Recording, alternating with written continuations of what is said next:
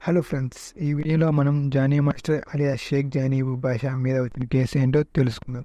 Johnny master ఇండియాలోనే famous choreographer. ఇండియాలోనే అని ఎందుకన్నానంటే అతను తెలుగులోనే కాకుండా డిఫరెంట్ లాంగ్వేజెస్లో డిఫరెంట్ మూవీస్ కొరియోగ్రఫీ చేస్తున్నాడు కాబట్టి అసలు ఆయన మీద ఏం కేసు వచ్చిందో తెలుసుకుందాం. ఇది ఒక న్యూస్ ఆర్టికల్ బేస్డ్గా చెప్తున్నా.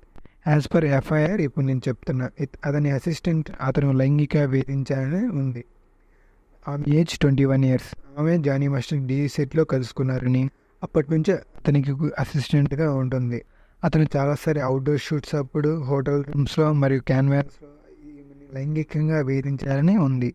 ఈ కేసు రాయదుర్గం పోలీస్ స్టేషన్లో ఫైల్ చేశారు. అక్కడ జీలో ఎఫ్ఐఆర్ బుక్ చేశారు. అంటే ఏరియాకి సంబంధం లేకుండా నాన్ లోకల్ తీసుకొని ఆ తర్వాత వాళ్ళ ఏరియాని బట్టి కేసుని ట్రాన్స్ఫర్ చేస్తారు. అలాగే జానీ మాస్టర్ ఆమెను హిందూయిజం నుంచి ముస్లింకి రమ్మని కన్వర్ట్ అవ్వమని ఫోర్స్ చేశారు అని దాంట్లో ఉంది. అలాగే ఈ విషయం బయట చెప్తే నీకు ఫ్యూచర్లో ఎలాంటి వర్క్ దొరకకుండా చేస్తానని వార్నింగ్ కూడా ఇచ్చాడు అంట.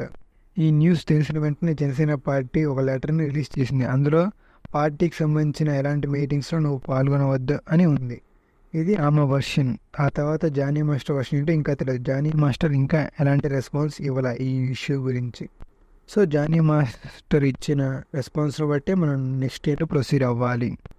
That's it today guys.